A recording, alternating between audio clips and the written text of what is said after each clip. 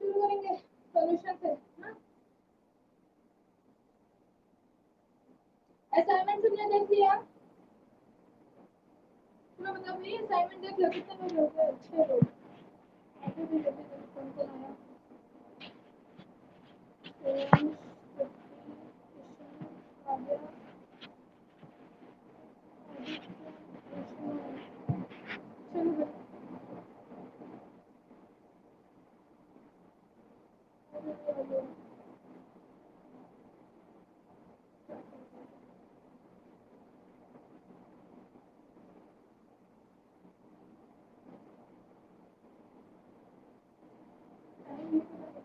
चलो चलो अच्छा देखते हैं। आ रहे हो लोग जल्दी ऐड हो गए तो स्टार्ट करेंगे।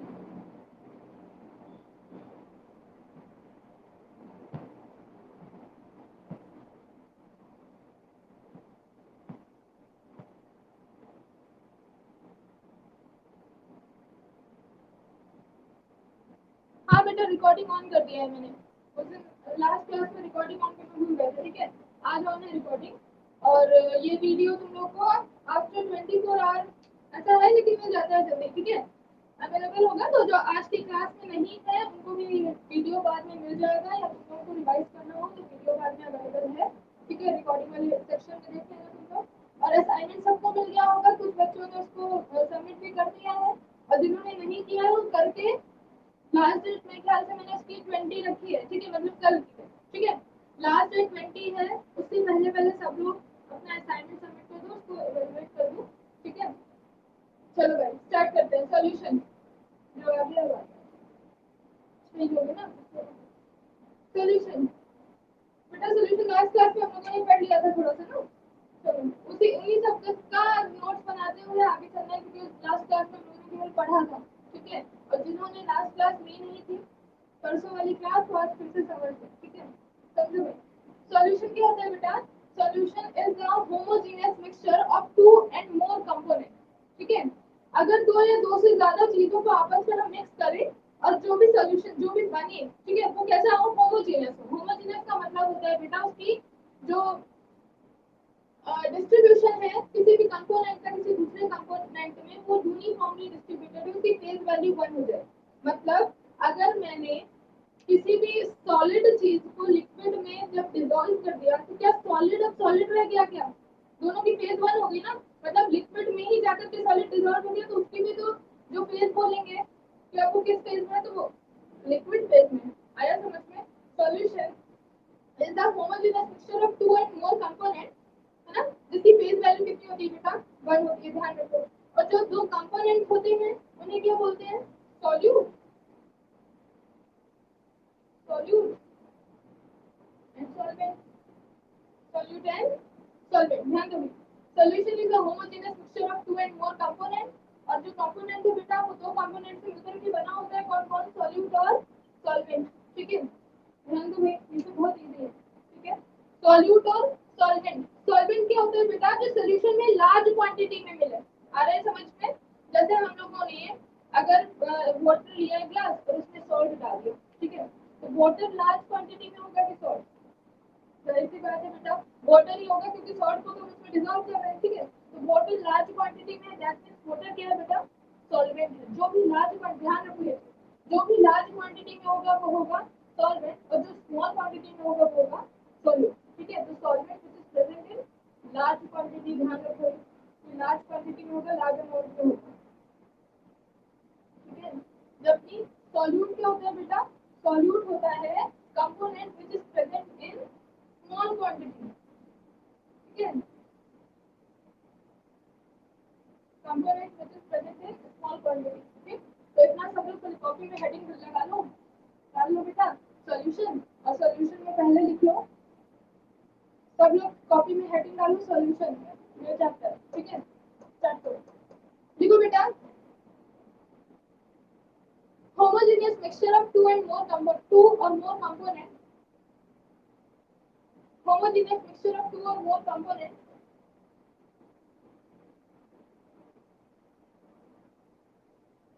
homogeneous or more components is called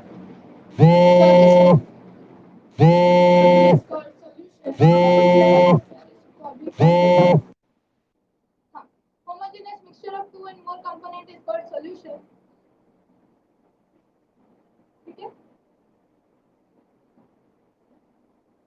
component of solution are component of solution are first पे लिखो बेटा solute, second पे लिखो solvent. ठीक है, component of solution are solute, second है solvent, और ऐसे ब्रैकेट में लिख लो ताकि याद रहे. जो स्मॉल क्वांटिटी में होगा बेटा वो solute, और जो लार्ज क्वांटिटी में होगा वो solvent. मतलब जिसको डाला जाए वो solute, जिसमें डाला जाए वो solvent. ठीक है, ध्यान रखो भी ये चीज.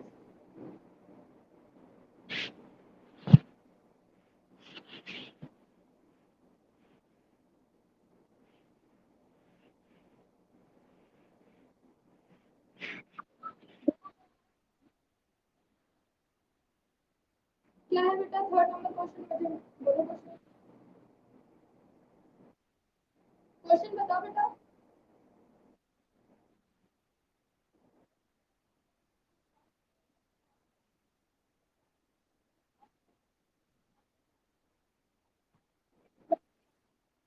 हाँ ठीक है ठीक है. ओके, पहले इतना हो गया, ये हो गया. ठीक है, वो क्वेश्चन की बात कर लेती होगी. दो न्यूमेरिकल डाले थे बेटा, एक कंपाउंड के फॉर्मूले पे और एक डेंसिटी में न्यूमेरिकल था.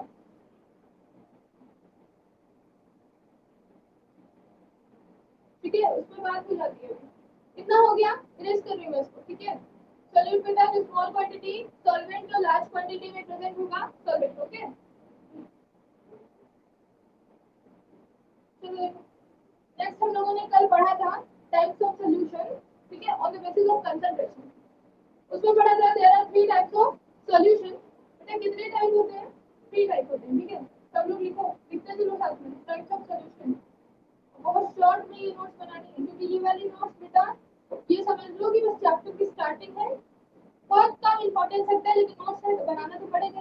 ठीक है, बाकी इनसे क्वेश्चन रेयर है कि पूछे जाए. ठीक है, लेकिन समझते चलो क्योंकि इतने भी है. देखो टाइप्स ऑफ सॉल्यूशन. ठीक है, तो बेटा फर्स्ट टाइप लिखोगे तुम लोग अनसैचुरेटेड. अनसैचुरेटेड. ठीक है, सेकेंड सैचुरेटेड. तो थर्ड सुपर सैचुरेटेड.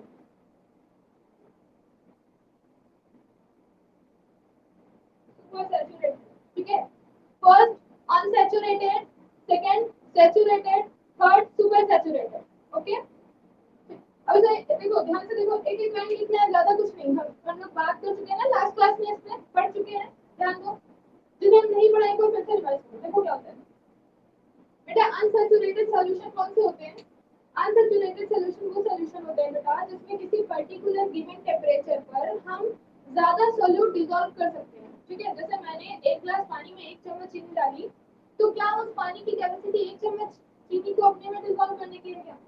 नहीं ना, और भी डिसॉल्व हो सकता है.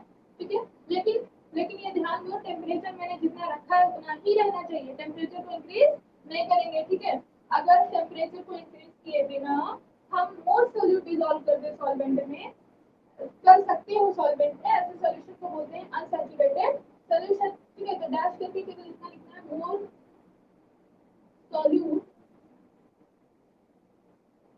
Can be dissolve. ठीक है, मोर सोल्यूट कैन बी डिसॉल्व. बहुत शॉर्ट नोट बनाओ. ठीक है, अनसैचुरेटेड सॉल्यूशन जिसमें बहुत अपना मतलब सॉल्यूशन बनाने के बाद अभी भी हम और सोल्यूट डिसॉल्व कर सके एट गिवन टेम्परेचर, तो ऐसे सॉल्यूशन को क्या बोलेंगे? Unsaturated solution. ठीक है, सैचुरेटेड सॉल्यूशन बोलते हैं बेटा ऐसे सॉल्यूशंस को. ध्यान दो, ये हो गया, नोट करते चलो साथ में. ठीक है, सैचुरेटेड सॉल्यूशन देखो ध्यान से क्या होता है. सैचुरेटेड सॉल्यूशन बेटा ऐसे सॉल्यूशंस को बोलते हैं जिनमें किसी पर्टिकुलर गिवन टेम्परेचर पर, ठीक है, हमने उसकी कैपेसिटी के अकॉर्डिंग, मतलब जितना वो डिसॉल्व कर सकता था, जितना सॉल्वेंट अपने अंदर डिसॉल्व कर सकता था मैक्सिमम कैपेसिटी, उतना सॉल्यूट डिसॉल्व कर दिया. ठीक है, अब हम और सॉल्यूट डिसॉल्व करेंगे तो वो डिसॉल्व होगा नहीं. ठीक है, जैसे अगर हम चीनी पानी में चीनी डालते जाए तो एक टाइम ऐसा आएगा बेटा जब तुम और एक्स्ट्रा चीनी डालोगे ना तो वो डिसॉल्व नहीं होगी, वो बॉटम में बैठ जाएगी, settle down at the bottom. ठीक है, नीचे बैठ जाएगी. तो सैचुरेटेड सॉल्यूशन वो हो गया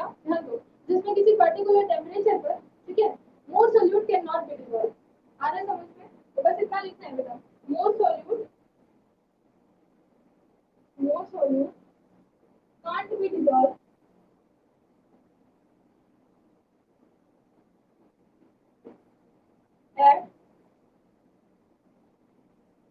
गिवन टेम्परेचर। ये ध्यान दो कि टेम्परेचर कांस्टेंट होना चाहिए, ठीक है, क्योंकि अगर हम टेम्परेचर बढ़ाते हैं तो सॉल्युबिलिटी बढ़ेगी। ओके, अगर बेटा मैं टेम्परेचर को इंक्रीज कर दूं तो सॉल्युबिलिटी बढ़ जाएगी, उस टाइम पे सुपर सैचुरेटेड सॉल्यूशन बनेगा, भी समझोगे, ठीक है। अभी इतना समझो कि सैचुरेटेड सॉल्यूशन क्या होता है, जिसमें किसी पर्टिकुलर टेम्परेचर पर अगर हम मोर सॉल्यूट डिसॉल्व ना कर पाए, ठीक है, अगर मैंने और ज्यादा सॉल्यूट डिसॉल्व करने की कोशिश की तो डिसॉल्व ही ना हो, ऐसे सॉल्यूशंस को क्या बोलते हैं, सैचुरेटेड, मतलब इसने अपनी सैचुरेशन को गेन कर लिया है, इससे ज्यादा सॉल्यूट इसमें उस टेम्परेचर पर डिसॉल्व नहीं हो सकता, ठीक है। ऐसे सॉल्यूशन को बोलेंगे बेटा क्या, सैचुरेटेड सॉल्यूशन, ठीक है। तो दो पढ़े हम लोगों ने, अनसैचुरेटेड, सैचुरेटेड। सैचुरेटेड में बेटा, अनसैचुरेटेड में क्या होता है, किसी पर्टिकुलर टेम्परेचर पर और ज्यादा सॉल्यूट डिसॉल्व किया जा सकता है, क्योंकि अभी उतना ज्यादा कंसंट्रेशन नहीं हुआ है सॉल्यूशन में, और सॉल्यूट डिसॉल्व हो सकता है, ठीक है। जबकि सैचुरेटेड में उस टेम्परेचर पर बेटा मैक्सिमम सैचुरेशन जो उसकी सॉल्युबिलिटी होती है ना, वो गेन होता है।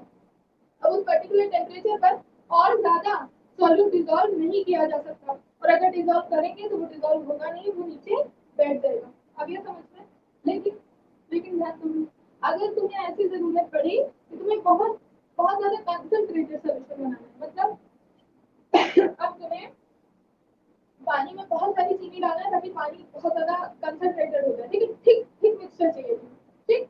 तो क्या करोगे भाई, चाशनी बनानी है अगर तुम्हें चीनी की, ऐसे ऐसे कुछ पानी में केवल चीनी छोड़नी है, उसके लिए पानी बॉईल करने की या गर्म करने की जरूरत नहीं होती, ठीक है। लेकिन क्या तुम उसकी सैचुरेशन से ज्यादा बिना बॉईल किए हुए पानी या बिना हीट दिए हुए घोल सकते हो क्या, बेटा नहीं घोल सकते। मैक्सिमम हम जितनी चीनी घोलेंगे तो सैचुरेटेड सोल्यूशन बन जाएगा, लेकिन मुझे चाहिए क्या, मुझे चाहिए सुपर सैचुरेटेड, ठीक है। तो क्या करना पड़ेगा, हीट प्रोवाइड करानी पड़ेगी, ठीक है। फिर हीट मतलब कि गैस पे रखोगे ना, और ज्यादा चीनी डालोगे फिर वो थिक होता जाएगा मिक्सचर उसका, ओके, मतलब कंसंट्रेशन इंक्रीज होती जाएगी। सबसे में सुपर सैचुरेटेड सॉल्यूशन वो होता है बेटा जिसमें हम सैचुरेशन पा लेने के बाद भी, मतलब अगर मेरे पास सैचुरेटेड सॉल्यूशन है जिसमें और सॉल्यूट डिसॉल्व नहीं हो सकता, लेकिन मुझे और करना है डिसॉल्व, तो क्या करोगे भाई, तो हम क्या करेंगे, सॉल्यूशन को हीट प्रोवाइड कराएंगे, बहुत ज्यादा हीट दे करके इसकी जो सॉल्युबिलिटी है ना उसको ही इंक्रीज कर देंगे। मतलब अब पानी को जब हम बहुत हीट देंगे तो अब उसमें और सॉल्यूट डिसॉल्व हो सकता है, ठीक है। तो इसमें लिखना है बेटा, मोर solute can be dissolve at high temperature, ठीक है, मोर सॉल्यूट, ठीक है। बस इतना ध्यान दो, दोनों सेम है, इसमें भी ज्यादा सॉरी ये दोनों, इसमें भी सॉल्यूट घोल सकते हैं, इसमें भी घोल सकते हैं, लेकिन इसमें टेम्परेचर कांस्टेंट होना चाहिए अनसैचुरेटेड में, उसमें टेम्परेचर को लगातार हमें इंक्रीज करना पड़ेगा अगर मुझे सॉल्युबिलिटी बढ़ानी है, अगर मुझे ज्यादा सॉल्यूट डिसॉल्व करना है, ठीक है। मोर सॉल्यूट, साथ में नोट करके चलो, कैन बी डिसॉल्व, वाला दिख रहा है ना, high temperature, more solute can be dissolve at high temperature, ठीक है।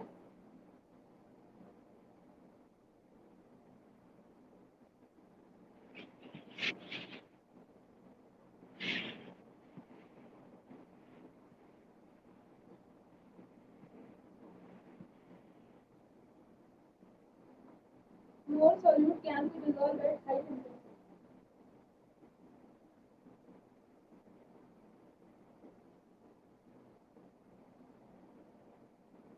लास्ट के 15 मिनट्स में असाइनमेंट पर बात करूंगी बेटा, ठीक है, उससे पहले चैप्टर पढ़ेंगे,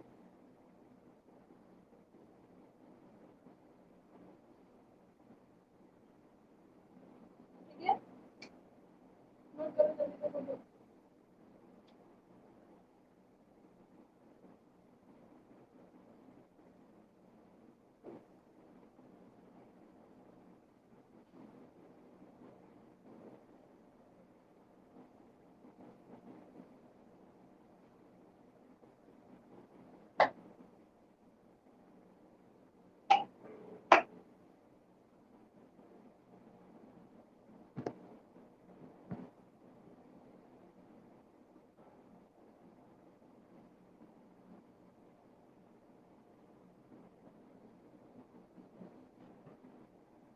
वॉल्यूम, वॉल्यूम क्लियर नहीं है क्या बेटा,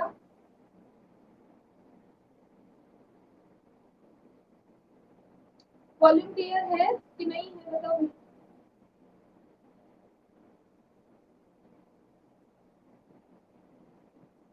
ब्लो हो रहा है। अच्छा, फैन ऑफ कर दो।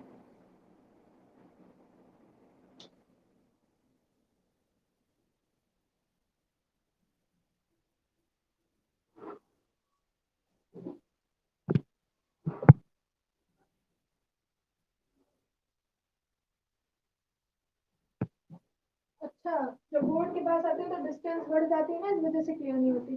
चलो ठीक है, मैं कोशिश करूंगी बेटा कि मैं इधर से ही बोलूँ। इतना हो गया होगा सबका, ठीक है, मैं रेस कर रही हूँ, ठीक है।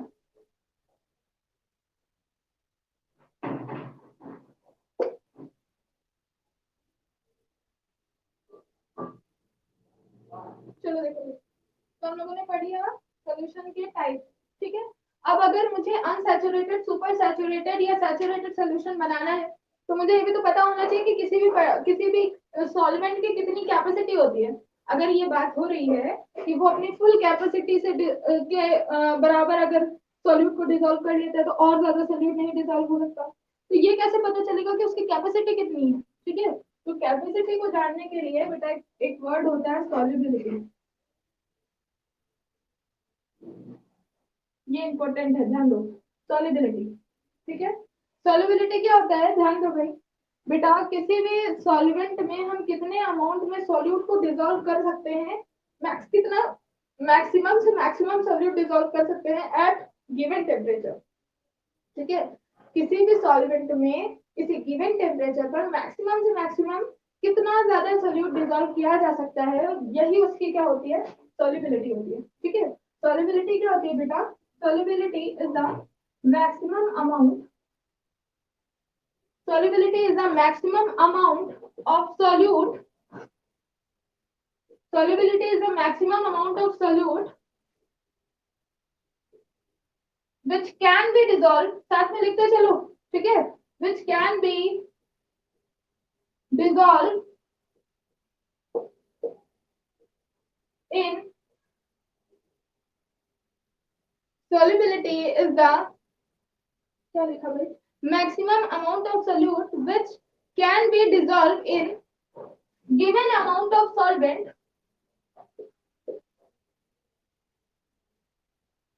given amount of solvent at given temperature, ठीक है। ध्यान रखो भाई, solubility is the amount of solute which can be dissolved in given amount of solvent at given temperature, ठीक है। मतलब किसी भी सॉल्वेंट में किसी गिवन टेम्परेचर पर कितना ज्यादा से ज्यादा सॉल्यूट को डिसॉल्व किया जा सकता है, यही उसकी क्या है बेटा, सॉल्युबिलिटी है। ओके, नोट करो जल्दी से।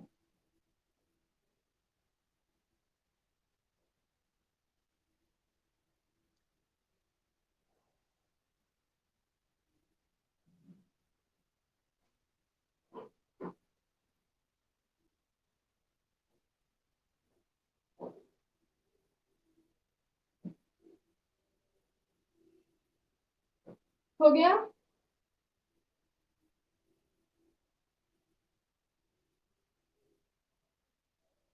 हो गया। चलो, अब कौन बताएगा, कल जिसने परसों क्लास ली थी उनमें से कौन बताएगा Henry law. What is Henry law, उसको आता है, जल्दी बताओ। What is Henry law.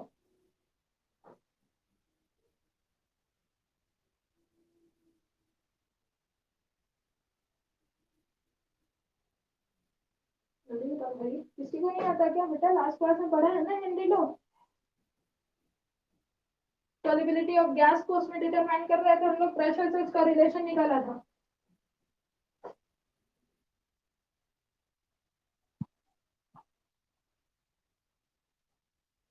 Pressure of liquid नहीं बेटा, प्रेशर ऑफ गैस, है ना, जो गैस डिजोल्व है, या प्रेशर ऑफ सोल्यूशन बोले ना, गैस और लिक्विड का जो सोल्यूशन है। चलो अच्छा बताते हैं, ठीक, वेरी गुड काव्या, मैं रेस कर रही हूँ उसको, ठीक है। चलो देखो भाई, बेटा तुम लोग थर्मोडायनेमिक्स में लास्ट ईयर हेनरी लॉ पढ़ चुके हो, है ना। और हेनरी लॉ इम्पोर्टेंट इसलिए है, ध्यान दो भाई, हेनरी लॉ इम्पोर्टेंट इसलिए है क्योंकि इसके बहुत सारे एप्लीकेशंस हैं जो हमारी लाइफ में यूज होते हैं, ठीक है। बहुत सारे एप्लीकेशंस ऐसे मिलेंगे जो हेनरी लॉ, जिस मतलब जो हेनरी लॉ से जो की एप्लीकेशन है, ठीक है, उनका हमारी लाइफ में यूज है, इस वजह से ये बहुत इंपॉर्टेंट हो जाता है, ध्यान दोगे। हेनरीज लॉ, ठीक है, ये लास्ट क्लास में, चलो भाई समझो व्हाट इज हेनरीज लॉ बेटा। सॉल्युबिलिटी हम लोगों ने देखा, maximum amount of solute which can be dissolve in a given amount of solvent eight given temperature, मतलब किसी टेम्परेचर पर किसी सॉल्वेंट में हम कितना ज्यादा सॉल्यूट डिसॉल्व कर सकते हैं, यही इसकी क्या है, सॉल्युबिलिटी है, ठीक है। लेकिन अगर सॉल्यूट, किसी ने ये थोड़ा ना लिख दिया है कि सॉल्यूट केवल बेटा सॉलिड ही हो सकता है, सॉल्यूट तो लिक्विड भी हो सकता है, या तुम पानी में अगर कुछ और मिलाओगे, ठीक है, जो लिक्विड फॉर्म में हो, ठीक, पानी में दूध मिला दिया तो क्या सोल्यूशन नहीं बनेगा, सोल्यूशन ही तो बनेगा ना।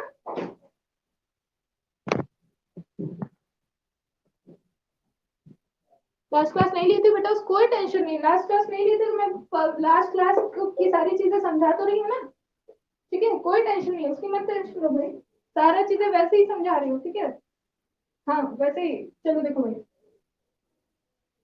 हेनरी लॉ क्या होता है बेटा, सॉल्युबिलिटी ऑफ गैस बताता है कि किसी लिक्विड में हम कितनी ज्यादा से ज्यादा गैस को डिसॉल्व कर सकते हैं, ठीक है। मैंने ये बताया कि सॉल्यूट केवल सॉलिड नहीं होता, अभी तक हम लोगों ने सॉल्यूट को देखा, सॉल्ट डाल रहे थे, शुगर डाल रहे थे, ये सब तो सॉलिड है, ठीक है। लेकिन अगर तुमने लिक्विड को डाल दिया, जैसे पानी में तुमने दूध डाल करके मिला लिया, तो वो भी तो सोल्यूशन बना, वो भी तो सोल्यूशन बना ना, ठीक है। ये तुमने कोई और चीज लाया, कोई, हाँ वही कोल्ड ड्रिंक वाला एग्जाम्पल ले लो, हेनरी लॉ में सबसे अच्छा एग्जाम्पल है कोल्ड ड्रिंक की बॉटल, ठीक, कोल्ड ड्रिंक की बॉटल में बेटा CO2 गैस डिजोल्व होती है, सबको पता है ना, गैस डिजोल्व होती है वाटर में, तो वहां पर सॉल्यूट का काम कौन कर रहा है, वहां गैसियस स्टेट में सॉल्यूट है, गैस काम कर रही है सॉल्यूट का, ठीक है। तो हेनरी लॉ ये कहते हैं कि अगर मुझे गैस को किसी बॉटल में, किसी बॉटल नहीं सॉरी, किसी भी लिक्विड में डिजोल्व करना है, सोल्यूशन बनाना है, ठीक है, तो गैस की कितनी सॉलिबिलिटी होगी, कौन बताएगा, ये उसका प्रेशर बताएगा। क्यों प्रेशर, यहाँ पर प्रेशर क्यों अलग सा वर्ड आ गया, ये ध्यान दो भाई।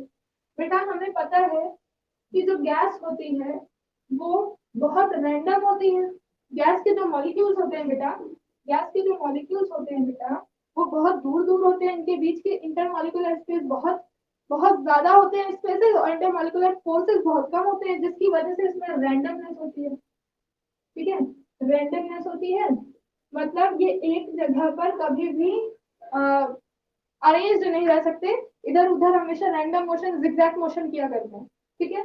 और इसी रैंडमनेस को ही हम क्या बोलते हैं, जहां पर रैंडमनेस होगी वहां बेटा हम इसे मेजर किससे करते हैं, एक थर्मोडायनेमिक्स में वर्ड पढ़ा था, रैंडमनेस को मेजर किस में किया जाता है बेटा, इंट्रोपी में, ठीक है। किसी भी गैस की, लिक्विड की, सॉलिड की जो रैंडमनेस होती है उसे हम किस में मेजर करते हैं, एंट्रोपी में। सॉलिड की तो रैंडमनेस बहुत कम होती है, ठीक है, सबसे ज्यादा रैंडमनेस किस में होती है बेटा, गैसेस में होती है, ओके, एंट्रोपी में मेजर करते हैं।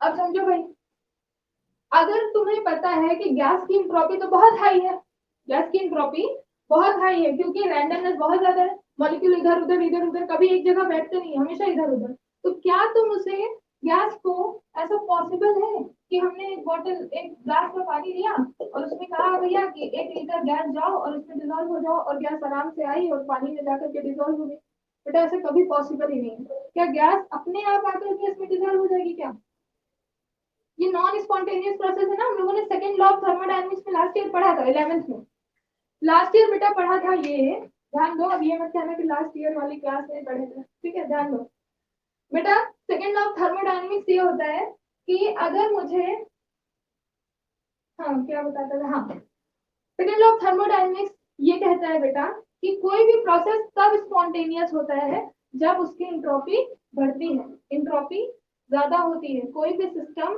तब स्टेबल होता है जब उसकी इंट्रोपी लगातार इंक्रीज हो, यूनिवर्स चाहता है कि उसकी इंट्रोपी लगातार इंक्रीज हो, बढ़ती रहे, रैंडमनेस हमेशा बढ़ती रहे, पता है ना। किसी भी चीज की, जैसे जैसे जैसे हाँ जैसे आइस अपने आप पिघल करके वाटर बनती है, अब बताओ रैंडमनेस सॉलिड में ज्यादा होगी कि रैंडमनेस लिक्विड में ज्यादा होगी, जल्दी से बताओ, रैंडमनेस सॉलिड की ज्यादा होगी कि लिक्विड की, बताओ भाई, वेरी गुड, हाँ क्या बोला, क्या बोला, लिक्विड की ना, सॉलिड की कैसे होगी भैया, सॉलिड में तो पार्टिकल बहुत अरेंज होते हैं ना, जब तक तुम लोग सॉलिड स्टेट पढ़ाए हो, सॉलिड में पार्टिकल अरेंज होते हैं ना एक जगह, बिल्कुल हिलते डुलते नहीं है ऐसा। क्रिस्टल लैटिस पढ़ चुके हैं ना लोग, डिफेक्ट वगैरह सब कुछ।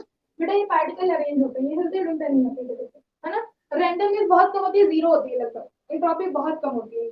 लेकिन जैसे जैसे ये सॉलिड लिक्विड में बदलने लगेगा, ये मॉलिक्यूल में मूवमेंट आ जाएगा, फ्लो होता है ना लिक्विड में, ठीक है, इनमें मूवमेंट आ जाएगा, थोड़ी सी एंट्रोपी बढ़ जाएगी। और अगर ये गैस में चेंज हो जाए तो ये मॉलिक्यूल के बीच से जो इतना स्पेस दिख रहा है ना, ये इतना दूर हो जाएगा कि दिखेगा भी नहीं, मॉलिक्यूल कहाँ गए ये भी नहीं दिखेगा, ठीक है। मतलब उनकी एंट्रोपी उस टाइम पर हाईएस्ट होगी।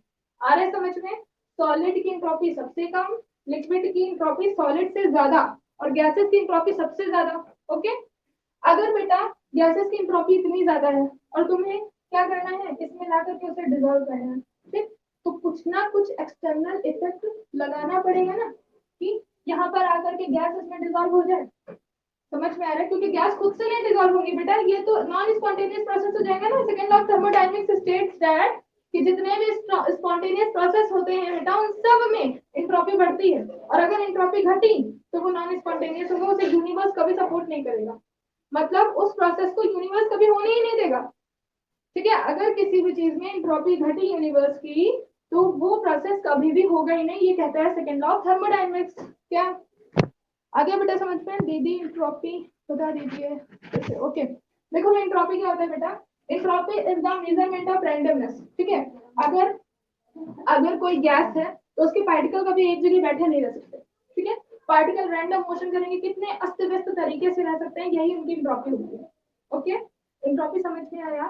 देखो ध्यान से, तुमने क्लास, ठीक है, जब कोई बहुत स्ट्रिक्ट टीचर का टाइम होता है, ठीक है, तो तुम लोग सॉलिड स्टेट के फॉर्म में बैठ जाओगे, जहां तुम्हारी सीट है बिल्कुल वहीं बैठ जाओगे, शांत रहोगे, सर नहीं उठाओगे, जो टीचर पढ़ा रहा है वैसे। लेकिन रिसेस हो जाएगा, अगर लंच हो जाएगा, तो उस टाइम पर तुम लोग क्या वैसे बैठे रहोगे, बहुत ज्यादा अस्त व्यस्त हो जाओगे ना, ठीक है। कोई सीट के नीचे, कोई सीट के ऊपर, कोई तो ब्लैक बोर्ड के ऊपर चढ़ा है, कोई कुछ भी हो सकता है। ओके, ध्यान दो भाई। अगर रेसेस का टाइम होगा तो तुम लोग बहुत अस्त व्यस्त हो जाओगे, उस टाइम बोलेंगे कि तुम्हारी एंट्रोपी बढ़ गई। पहले तुम सॉलिड स्टेट में थे, अब तुम अपनी जगह पर नहीं हो बेटा। अब तुम्हारा ये बोल सकते हैं कि तुम्हारा कोई अरेंजमेंट नहीं है रेगुलर। समझ में आ रहा है? बहुत इरेगुलर हो गए हो, बहुत रैंडम हो गया हो, तो क्या बोला जाएगा, इस इरेगुलरिटी को, इस रैंडमनेस को ही बोला जाएगा एंट्रोपी हाई हो गई है। आ गया समझ में? एंट्रोपी बहुत ज्यादा हाई हो गई है। अब अगर तुम्हारी उस एंट्रोपी को कम करना है, सोचो भाई, इसी तरह गैसेस की एंट्रोपी बहुत हाई होती है, वो कभी एक जगह बैठती नहीं, जैसे तुम लोग लंच में कभी एक जगह बैठते नहीं हो, ठीक है, इधर उधर इधर उधर। तो वैसे ही गैसेस के मॉलिक्यूल जो होते हैं बेटा, वो कभी भी एक जगह पर नहीं रह सकते, उसकी एंट्रोपी बहुत हाई है। तो अगर उन्हें हमें एक जगह पर लाना है भाई, कि इस वाले लिक्विड में जाकर के डिजोल्व हो जाओ, ठीक है बेटा, अगर मुझे गैसेस की एंट्रोपी को कम करना है, उसे लिक्विड में डिजोल्व करना है, तो कोई ना कोई एक्सटर्नल इफेक्ट लगाना पड़ेगा। जैसे लंच में तुम लोग की एंट्रोपी बढ़ गई, ठीक, और बढ़ी रहती है लंच के बाद वाले पीरियड में भी बढ़ी, अब उसको कम करना है, कोई एक्सटर्नल टीचर आ गया ना, जब तक लगाए ना एक दो को, तब तक तुम लोग की एंट्रोपी कम नहीं होती। तो उस एंट्रोपी को कम कैसे किया जाएगा भाई? एक्सटर्नल इफेक्ट लगा के, वो तुम लोग के लिए डंडे होते हैं, ठीक, गैसेस को डंडे मार के क्या होगा? तो गैसेस में क्या होता है बेटा, कि तुम्हें एक्सटर्नल इफेक्ट लगाना है। गैसेस में एक्सटर्नल इफेक्ट होता है प्रेशर। गैसेस किससे डरती है? प्रेशर से, ठीक है। ध्यान दो भाई, अगर मुझे गैस की एंट्रोपी को कम करके गैस को इस लिक्विड में डिसॉल्व करना है, तो मुझे क्या इंक्रीज करना पड़ेगा बेटा? प्रेशर। और ये पता है तुम लोगों को कि प्रेशर इंक्रीज करने पर गैसेस लिक्विड में चेंज होती है ना? हाँ, by piston, pressure by piston लगता है, ठीक। बेटा पता है ना कि अगर हम प्रेशर बढ़ा रहे हैं तो गैसेस लिक्विड में चेंज हो जाएंगे, इनके मॉलिक्यूल पास पास आ जाएंगे। जब मॉलिक्यूल पास आते हैं तो जाहिर सी बात है कि जब मॉलिक्यूल पास पास आ जाएंगे तो एंट्रोपी कम हो जाएगी, रैंडमनेस उसकी कम हो जाएगी। आ रहा है ना समझ में? ठीक, तो अगर हम प्रेशर बढ़ाएंगे तो गैसेस की एंट्रोपी कम होगी, और ज्यादा से ज्यादा अमाउंट में गैस डिजोल्व होती जाएंगी। और प्रेशर बढ़ाओ और ज्यादा डिजोल्व, और प्रेशर बढ़ाओ और ज्यादा डिजोल्व। आ रहा है ना समझ में? मतलब जितना जितना ज्यादा प्रेशर, उतनी ज्यादा गैस डिजोल्व हो सकती है। जितना ज्यादा प्रेशर बढ़ाओगे, उतनी ज्यादा गैस डिजोल्व हो सकती है। तो कह सकते हैं ना कि प्रेशर बढ़ाओगे, ठीक है, प्रेशर बढ़ाओगे तो अमाउंट ऑफ गैस, बिल्कुल ध्यान से समझो, अमाउंट ऑफ गैस जो कि लिक्विड में डिजोल्व हो वो भी बढ़ेगा। देखो प्रेशर बढ़ा तो अमाउंट ऑफ गैस जो लिक्विड में डिजोल्व है वो भी बढ़ा। तो दोनों जब सेम रिलेशन शो कर रहे हैं, ये बढ़े तो ये बढ़े, तो ये बोल सकते हैं ना कि pressure is directly proportional to the amount of gas. pressure is directly proportional to the amount of gas dissolved.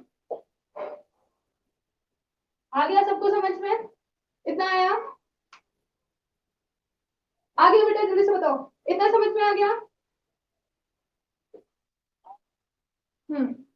चलो देखो भाई, pressure is directly proportional to the amount of gas dissolve. जितना ज्यादा प्रेशर बढ़ाओगे उतना ज्यादा इसमें गैस डिसॉल्व हो जाएगी, ठीक है।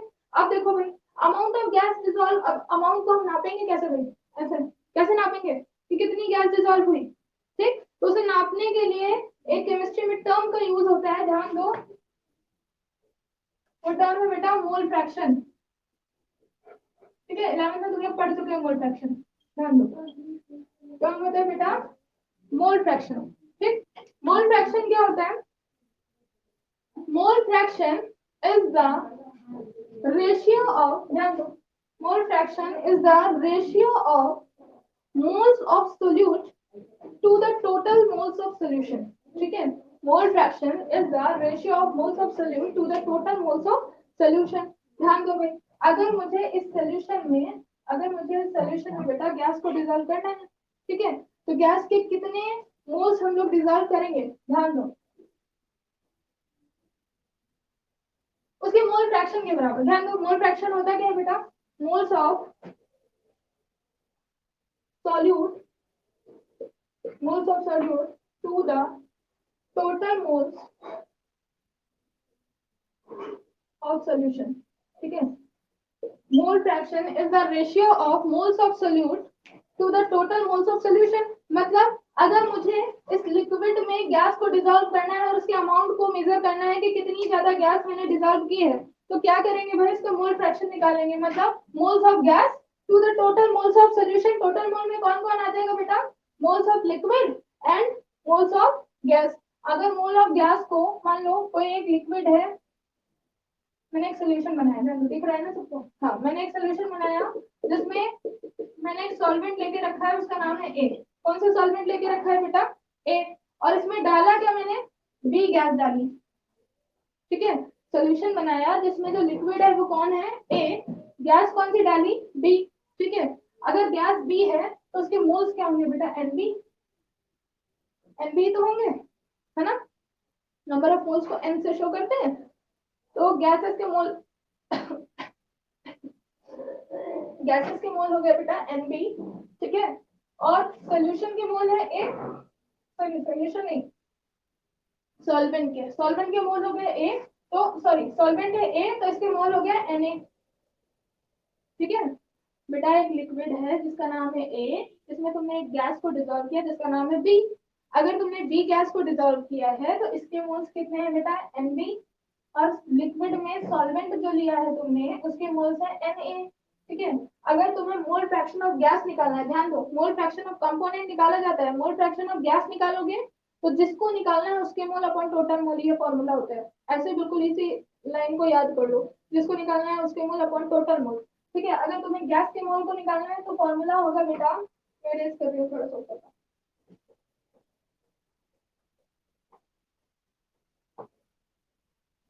अगर तुम्हें गैस के मोल का मोल फ्रैक्शन निकालना है तो लिखो भाई, mole fraction of gas, gas क्या है बेटा? इसमें बी है ना, mole fraction of gas B is equal to, जिसको निकालना है उसके मोल अपॉन टोटल मोल। किसको निकालना है? गैस के मोल निकालना है ना, तो गैस के मोल कितने हैं? एनबी, एनबी, ठीक है, अपॉन टोटल मोल। बेटा जो सोल्यूशन बन रहा है उसमें तो सॉल्वेंट भी है और गैस भी है, दोनों मिक्स है, तो टोटल मोल उनका एडिशन ही तो निकालेंगे, ठीक है। तो टोटल मोल क्या हो जाएगा? Na plus Nb। आ गया समझ में? मोल फ्रैक्शन क्या होता है? Mole fraction of A gas is equal to Nb upon Na plus Nb, मतलब जिसको निकालना है उसके मोल अपॉन टोटल मोल। अगर सॉल्वेंट का निकालना होता, अगर यहाँ मोल फ्रैक्शन ऑफ ए निकालना होता तो फॉर्मूला होता बेटा Na अपॉन, मतलब जिसको निकालना है उसके मोल अपॉन टोटल मोल, तो सेम ही है ना, Na प्लस Nb। आ गया समझ में? ठीक है। मोल फ्रैक्शन क्या बताता है बेटा? मोल फ्रैक्शन हमें बताता है कि किसी भी सोल्यूशन में सोल्यूट के कितने मोल पड़े हैं या सॉल्वेंट के कितने मोल पड़े हैं। एक तरीके से अमाउंट ऑफ सोल्यूट ही तो बताता है सोल्यूशन में, है ना। मोल फ्रैक्शन ऑफ गैस और mole fraction of any component is equal to the ऐसे याद करो भाई, mole fraction of any component is equal to the moles of that component upon total moles of solution. ठीक है, अब इसे Henry's law से रिलेट कैसे करेंगे ये समझो। अभी हम लोगों ने पढ़ा था इससे पहले हेनरी लॉ कि जैसे जैसे हम प्रेशर बढ़ाते हैं अमाउंट ऑफ गैस डिजॉल्व बढ़ता है, मतलब pressure is directly proportional to क्या आ रहा था बेटा,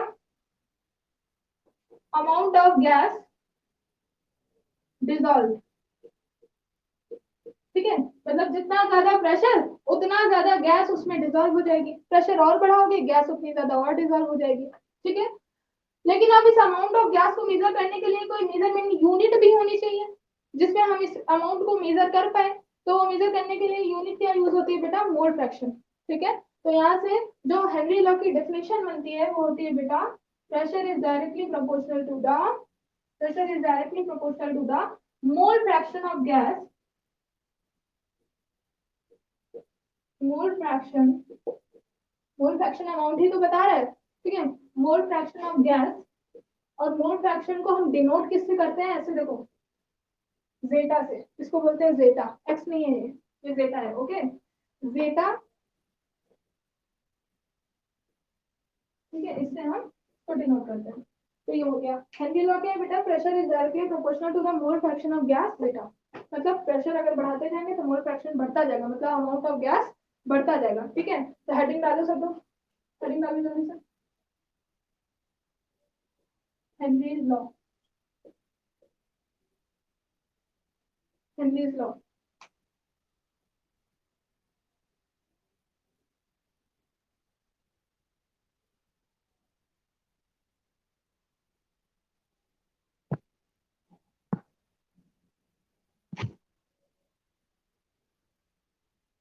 हेनरीज लॉ, हेडिंग पढ़ गई।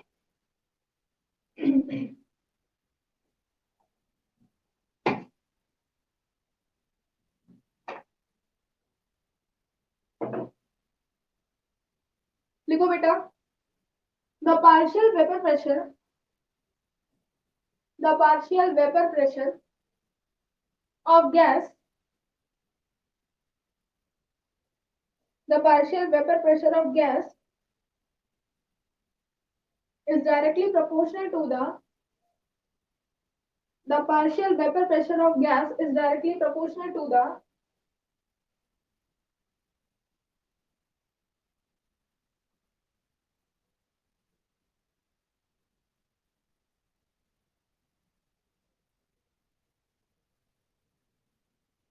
is directly proportional to the mole fraction of the gas is directly proportional to the mole fraction of the gas dissolved. The partial vapor pressure of the gas is directly proportional to the mole fraction of the gas dissolved.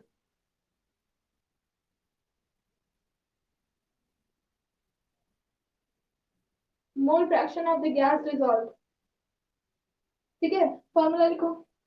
ये तो लिख ही चुके हो ना, तो सीधे लिख लो बेटा, P is directly proportional to zeta। ठीक है,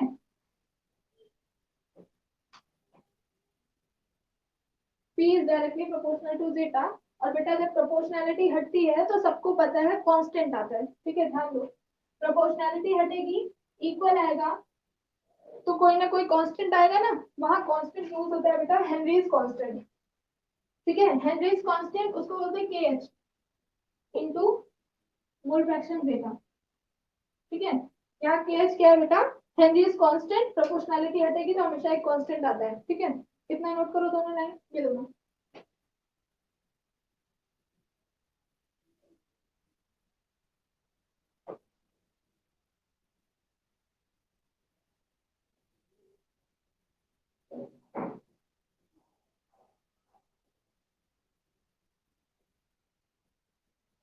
हो गया, रेस्ट कर लो। ओके, मोल फ्रैक्शन अभी हम लोग आगे पढ़ रहे हैं, आगे कंसंट्रेशन टर्म पढ़ेंगे तो उसमें सारा आ जाएगा मोल फ्रैक्शन वगैरह। ठीक है,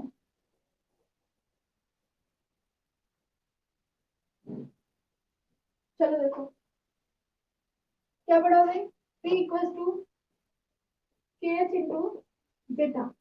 ठीक है, यहाँ के एच क्या है बेटा, KH है हेनरीज कांस्टेंट, ठीक है। अब देखो ध्यान से इसके एप्लीकेशंस क्या है।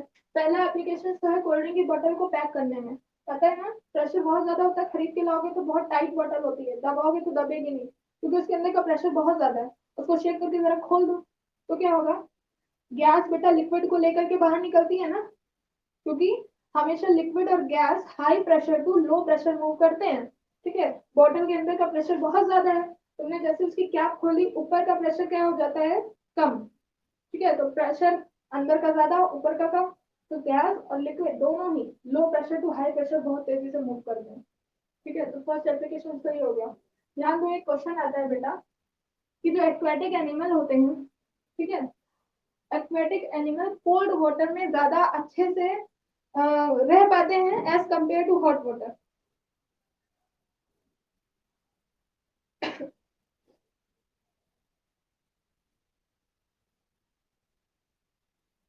ठीक है, क्वेश्चन आता है बेटा aquatic animal are more comfortable in cold water as compare to hot water. गर्म पानी, अगर पानी थोड़ा गर्म होगा तो एक्वेटिक एनिमल मछलियां वगैरह उतने अच्छे से सर्वाइव नहीं कर पाएंगे जितना ठंडे पानी में कर लेती है। ऐसा क्यों, तो ध्यान दो, यहाँ से देखो, एक रिलेशन लिखना है तुम्हें, ठीक है, बहुत इंपॉर्टेंट है रिलेशन बिटवीन KH यानी Henry's constant and temperature. Important relation है याद लो, relation between KH and temperature, ठीक है। अगर हम KH और टेम्परेचर के बीच का रिलेशन लेके हैं तो बेटा KH is inversely proportional to temperature होता है। KH is inversely proportional to temperature, मतलब अगर KH बढ़ता है, ध्यान दो, अगर इनवर्सली प्रोपोर्शनैलिटी है इन दोनों में तो KH अगर बढ़ा तो टेम्परेचर डिक्रीज होगा, यानी टेम्परेचर अगर बढ़ा तो KH डिक्रीज होगा ना, और अगर टेम्परेचर घटा तो KH बढ़ेगा, दोनों का उल्टा रिलेशन हो जाएगा। आ रहा है समझ में, टेम्परेचर इंक्रीज होगा KH की वैल्यू डिक्रीज हो जाएगी, समझ में आया।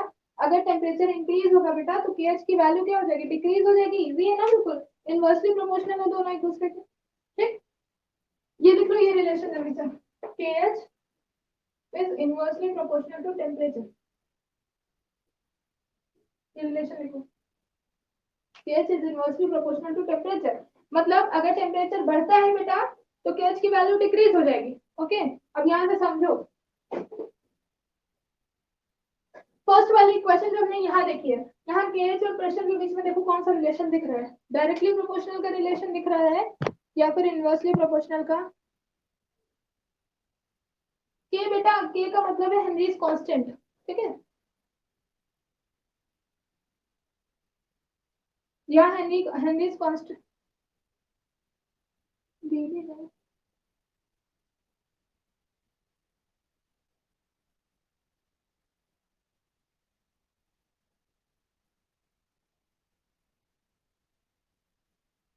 ध्यान दो, यहाँ प्रेशर बेटा पहले ये देख लो उसके बाद समझ में आ जाएगा। ध्यान दो, यहाँ से मुझे KH और KH मतलब हेनरीज कांस्टेंट और प्रेशर के बीच में क्या रिलेशन मिल रहा है देख के पता चल रहा होगा, डायरेक्टली प्रोपोर्शनल का रिलेशन मिल रहा है ना, pressure is directly proportional to KH, देख के पता चल रहा है बिल्कुल, है ना, डायरेक्टली प्रोपोर्शनल का रिलेशन मिल रहा है, मतलब अगर प्रेशर बढ़ेगा तो KH बढ़ेगा, प्रेशर घटेगा तो KH घटेगा, या KH बढ़ेगा तो प्रेशर भी बढ़ेगा उसी के साथ साथ, KH घटेगा तो प्रेशर भी घटेगा, ठीक। और यहाँ से तुम्हें मिला कि टेम्परेचर इंक्रीज होगा तो KH डिक्रीज हो जाएगा। तो फर्स्ट हम कंडीशन लिखते हैं, ठीक है, कंडीशन नंबर 1, टेम्परेचर इंक्रीज, ठीक है। अगर बेटा टेम्परेचर क्या हो गया, इंक्रीज, तो यहाँ से KH की value according to this relation, KH की वैल्यू क्या हो जाएगी, टेम्परेचर हो गया इंक्रीज अगर, तो बेटा इस रिलेशन से KH की वैल्यू हो जाएगी डिक्रीज, क्योंकि इनवर्सली प्रोपोर्शनल है। आया समझ में, फर्स्ट फर्स्ट कंडीशन देख रहे, टेम्परेचर अगर इंक्रीज हुआ तो इस वाले रिलेशन से KH की वैल्यू डिक्रीज हो जाएगी, दोनों इनवर्सली प्रोपोर्शनल है।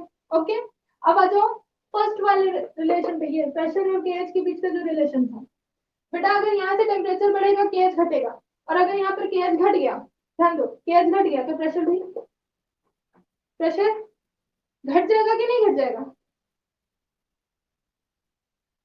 ध्यान दो भाई, अगर बेटा फर्स्ट वाले रिलेशन से देखो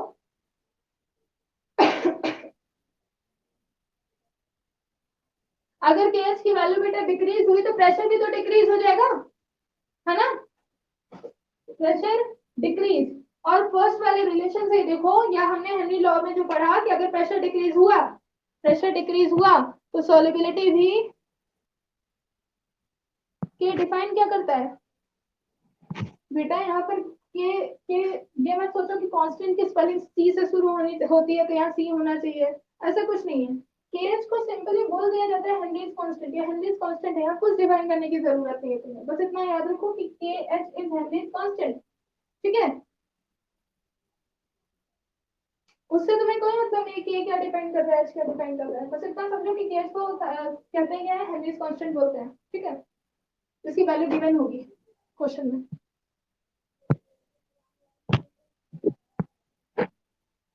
क्या आई,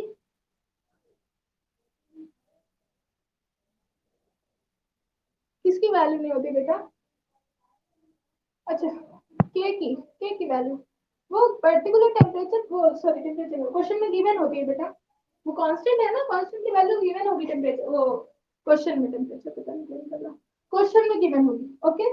आज फर्स्ट कंडीशन में वो दिखा रहे, पहले उसको देख लो, ठीक है बेटा। अगर टेम्परेचर इंक्रीज होता है तो केएच की वैल्यू डिक्रीज हो जाएगी, केएच की वैल्यू डिक्रीज होगी तो फ्रॉम फर्स्ट इक्वेशन बेटा प्रेशर भी डिक्रीज हो जाएगा, क्योंकि डायरेक्टली प्रोपोर्शनल का रिलेशन है। अकॉर्डिंग टू हेनरी लॉ अगर प्रेशर डिक्रीज होता है तो सॉलिबिलिटी ऑफ गैसेस भी डिक्रीज हो जाएगी, सॉलिबिलिटी ऑफ गैसेस भी डिक्रीज हो जाएगी, बहुत इंपॉर्टेंट, सॉलिबिलिटी डिक्रीजेस, ठीक है। मतलब अगर पानी गर्म हुआ, हॉट वाटर हुआ, तो pH डिक्रीज, प्रेशर डिक्रीज, इतने सारे रिलेशन से एक ये मेन रिलेशन आ गया सॉलिबिलिटी डिक्रीज, मतलब at high temperature solubility of gases decreases, आया समझ में, at high temperature solubility of gases decreases, ठीक है। सेकंड कंडीशन, कंडीशन टू, ठीक, टेम्परेचर अगर डिक्रीज हो जाए मतलब पानी अब ठंडा होगा, कोल्ड वाटर, पानी अगर कोल्ड हो गया बेटा तो केएच की वैल्यू क्या हो जाएगी, टेम्परेचर डिक्रीज तो केएच इंक्रीज, क्योंकि इनवर्सली प्रोपोर्शनल है ना, केएच इंक्रीज, केएच इंक्रीज हो गया बेटा तो प्रेशर भी इंक्रीज होगा, प्रेशर इंक्रीज होगा तो सॉलिबिलिटी भी क्या हो जाएगी, इंक्रीज हो जाएगी, सॉलिबिलिटी इंक्रीज, आ गया समझ में। यानी अगर पानी का टेम्परेचर इंक्रीज होता है तो सॉलिबिलिटी ऑफ गैसेस डिक्रीज हो जाएगी, गर्म पानी में जो गैसेस की सॉलिबिलिटी होती है वो कम हो जाती है, अकॉर्डिंग टू हेनरी लॉ, ये रिलेशन जो हम लोगों ने पढ़े हैं, ठीक है। अब जब सॉलिबिलिटी ऑफ गैस कम हो गई, ऑक्सीजन पानी में कम घुली हुई है, तो सांस लेने में एक्वाटिक एनिमल्स को प्रॉब्लम होने लगती है, समझ में आया। अगर ऑक्सीजन जो पानी में डिजोल्व है, क्योंकि वो सांस किससे लेते हैं बेटा, डिजोल्व ऑक्सीजन से लेते हैं, तो अगर जो पानी में ऑक्सीजन जो डिजोल्व है वो कम हो गई, सॉलिबिलिटी उसकी कम हो गई, तो जाहिर सी बात है ना कि उनको प्रॉब्लम होने लगेगी सांस लेने में, ठीक है। लेकिन अगर ठंडा पानी टेम्परेचर डिक्रीज हो गया तो पीएच इंक्रीज, जिससे सॉलिबिलिटी भी इंक्रीज, मतलब अब टेम्परेचर कम है तो गैसेस की जो सॉलिबिलिटी है पानी में वो इंक्रीज हो जाती, इंक्रीज हो जाती है, जिससे जो एक्वाटिक एनिमल होते हैं वो आराम से सांस ले सकते हैं, ठीक है, ब्रीथ कर सकते हैं। आ गया, इतना जल्दी से नोट हो गया, सब लोग बता जल्दी से तो इरेज करूंगा।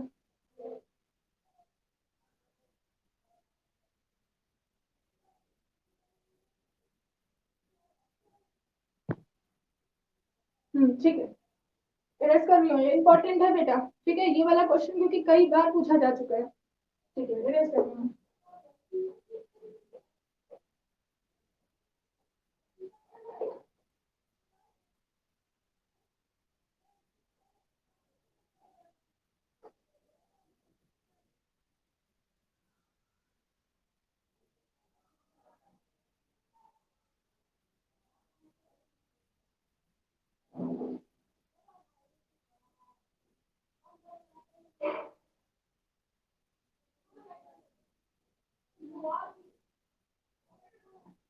हो गया बेटा, अब इसमें लिखो आगे,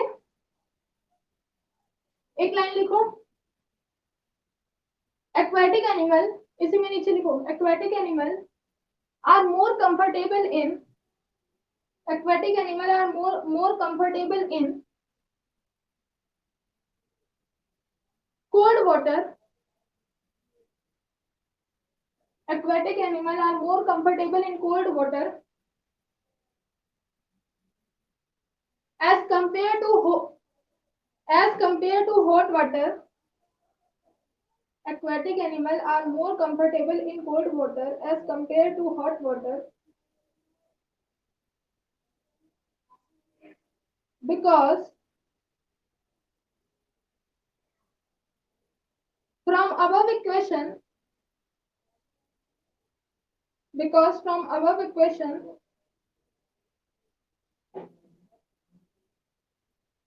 solubility of gases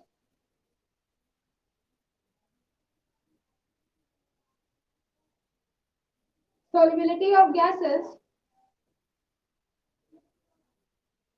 increases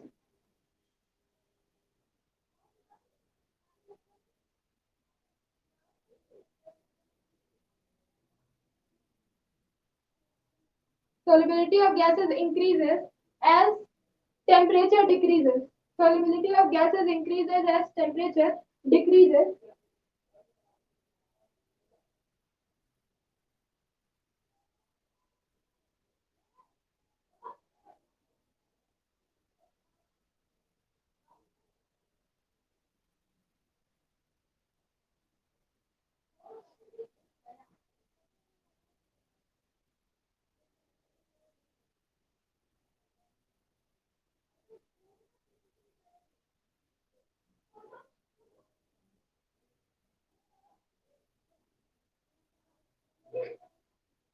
हो गया बेटा?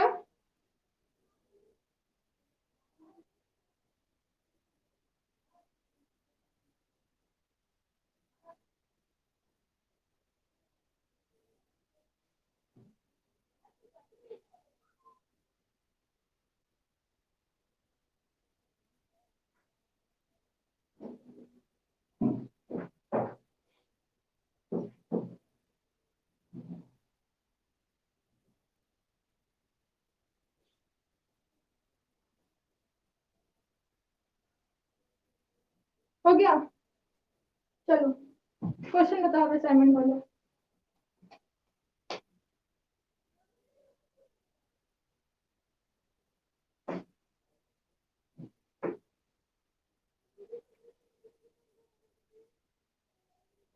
कौन सा क्वेश्चन बोल रहे थे काव्या?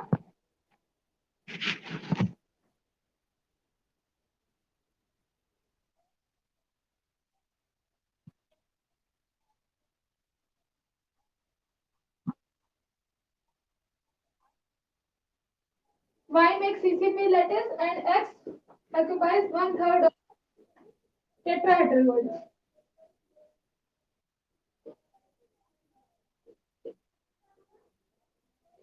बेटा अगर स्फीयर्स n है तो टेट्राहेड्रल वर्ड बताओ भाई। स्फीयर्स n है तो टेट्राहेड्रल वर्ड। हाँ बताओ कौन बता रहा था? अगर बेटा वर्ड n है तो टेट्राहेड्रल वर्ड 2n होंगे ना? पढ़ चुके हो ना? देखो ध्यान से, वर्ड नहीं स्फीयर्स। अगर सीसीपी लैटिस बन रहे हैं, ठीक है, सीसीपी में अगर स्फीयर्स मैंने कितने लिए? n, ठीक है, और बोला जा रहा है कि y नेक्स्ट सीसीपी क्रिस्टल, मतलब जो y है वो n स्फीयर्स की पोजीशंस को ऑक्यूपाई कर रहा है ना। y है जो वो n स्फीयर्स की पोजीशन को ऑक्यूपाई कर रहा है। स्फीयर कितने हैं? n, और हर n पे एक y चाहिए, तो कितने y होने चाहिए? n होने चाहिए। तो यहाँ से y का नंबर पता चल गया ना, n, ठीक है। नेक्स्ट लाइन है बेटा x occupies 1/3 of tetrahedral word. अब बेटा अगर स्फीयर n है, स्फीयर कितने लगे हुए हैं? n, तो टेट्राहेड्रल वर्ड कितनी होंगी? पढ़ चुके हैं बहुत बार, 2n, है ना। अब इन 2n वर्ड को कवर कौन कर रहा है बेटा? x, लेकिन क्या सारे 2n वर्ड को कवर कर रहा है? नहीं, 1/3, है ना। तो 2n के 1/3 को कवर कर रहा है, तो यहाँ से x का नंबर निकालो, x equals to 2n total word के 1/3 को ये कवर कर रहा है, 1/3 मल्टीप्लाई कर देंगे। ओके, यहाँ से निकला गया x इक्वल 2n/3, ये x का नंबर आ गया। y पता चल गया, ये सीसीपी लैटिस बना रहा है, इसका मतलब स्क्वायर अगर n है तो y भी कितना होगा? n होगा। x makes x covers 1/3 of tetrahedral void, that means x is equals to 2n/3। यहाँ से तुम्हें y पता चल गया, x पता चल गया। अब इनके बीच का क्या निकाल लो? इनके बीच का रेशियो निकाल लो बेटा। x कितना आया 2n/3। ठीक है, x आया 2n/3, y कितना आया n आ गया, n से n गया, एलसीएम लोगे जब एलसीएम लेकर सॉल्व करोगे तो बेटा आंसर आ जाएगा x2/3। आ गया। और कोई क्वेश्चन होगा? और कौन सा?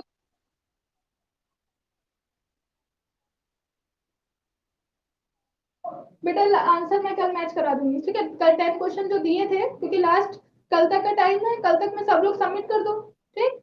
और कल क्या बेटा? हाँ तुम्हारा हो गया ना, अभी सारे बच्चों का नहीं हुआ, शायद 4 स्टूडेंट्स ने कराया है। ठीक है, क्लास ही आज 5 बच्चे, 2 बच्चे क्लास आधे में छोड़ के चले गए थे। अभी तो 7 दिख रहे थे मुझे। जो बच्चे आ नहीं रहे हैं, क्लास ज्वाइन नहीं कर रहे हैं, अगर वो तुम लोग के कांटेक्ट में हो तो उन लोगों से बात कर लो, और आसपास में जो बच्चे हो बेटा उनको भी बता दो कि ऑनलाइन मोड में इतना बढ़िया तुम लोगों को मिल रहा है, ठीक है, सारी क्लासेस मिल रही हैं, तो उन बच्चों से भी कह दो, क्योंकि अभी पता नहीं टाइम ये लॉकडाउन वगैरह कब खत्म हो, तो ऑनलाइन तुम लोग की स्टडी बिल्कुल फ्लुएंटली वैसे ही चलनी चाहिए जैसे क्लासेस में चलती है, ठीक है, और वैसे चल भी रही है। क्वेश्चन तुम लोग डाउट पूछ रहे हो, कवर हो रहे हैं, सारी चीजें वैसे ही चलेंगी, ठीक है। तो जो आसपास में हो उनको भी बताओ भाई कि बहुत अच्छा चल रहा है ऑनलाइन मोड में, और जो बच्चे क्लासेस नहीं ले रहे हैं, एनरोल हो गए, उनको भी अगर कांटेक्ट में हो तो उनसे भी कह दो कि क्लासेस लें भाई, ठीक है, पढ़ाई सबसे जरूरी है। हो गया ये, ठीक है, आज की क्लास हम लोग यहीं पे एंड करेंगे। और असाइनमेंट जिसने सबमिट नहीं किया है बेटा वो कल तक में पक्का उसको सबमिट कर दो, ठीक है, और कल इसके